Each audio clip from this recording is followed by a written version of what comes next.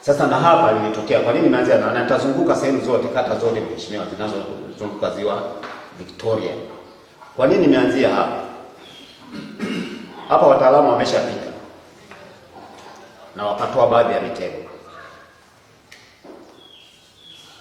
Sasa nitamke ile mitego tutaichoma. Mheshimiwa mwenyekiti wa kikao, ile mitego iliyotolewa tutaichoma.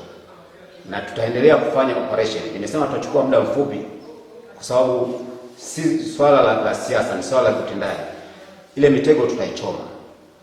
Na tutaendelea kufanya hivyo kwa wale wote ambao wana mitego haramu.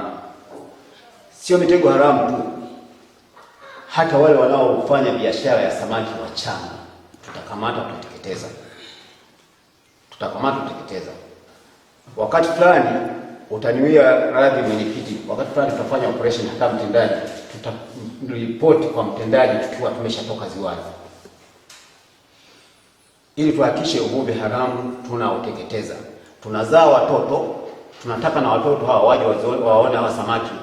Kuna swala ambalo limekuwa likitusumbua sana. Kuna kitu kinaitwa makondo. Na nilishaandika barua, bahati nzuri niliandika barua ya kwanza, nikarudia kuandika barua ya pili. Makondo hayastahili, hayatakiwi. Sisi tunataka kulinda mita 200, asivue mtu kwenye maeneo yale ya mita 200. Sasa ni nani atakayelinda? Ni sisi wenyewe. Ni sisi wenyewe. Kuna majukumu, labda niwasomee kwenye mwongozo ambao ni wa 2025.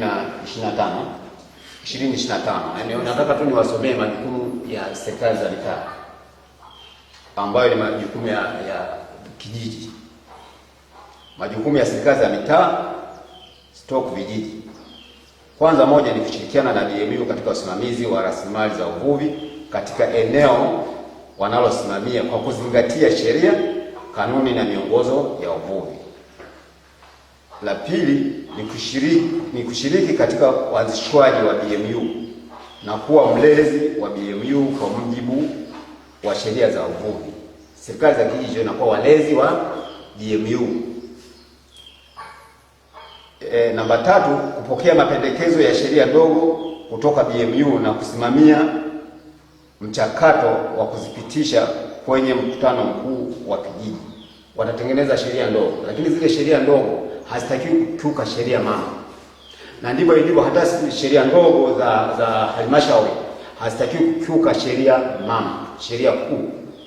Kwa hiyo kama sheria mama inasema faini yake ni shilingi 200,000, sheria ndogo inatakiwa ianzie 200,000 kushuka chini. Haiwezi kuwa 250,000.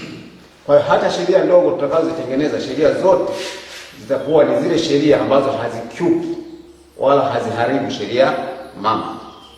Namba 2, kushirikiana na BMU katika kuyatambua na kuyatenga kisheria maeneo maalum ya hifadhi ambayo kwa lugha ya Kimakonde wanasema critical habitats, na kuanzisha maeneo ya usimamizi wa pamoja ambayo ni CFMA wa rasilimali za uvuvi. Lakini namba E, kushirikiana na BMU kuandaa mipango ya usimamizi wa rasilimali za uvuvi. Namba F, kushirikiana katika kufuatilia na kufanya tathmini ya maendeleo ya BMUs na halmashauri husika kama ipasavyo. Kupokea mapendekezo kutoka BMUs. Ya H, kupokea taarifa ya utendaji wa BMU. Na I, kusimamia uchaguzi wa BMU kwa kushirikiana na mamlaka ya serikali za mitaa kwa ngazi zote. Na ya mwisho, kuratibu ukusanyaji wa mapato yatokanayo na rasilimali za uvuvi. Kumekuwa na migongano. Wakati fulani BMU inaamini yenyewe ndio yenye majukumu peke yao, na wakati fulani na kijiji kinaamini wao ndio wenye nguvu wa kuondoa, kwa sababu ndio walioweka. Kwa lugha nyingine tunasema kuhaya na kufaya, unanunua na kuondoa.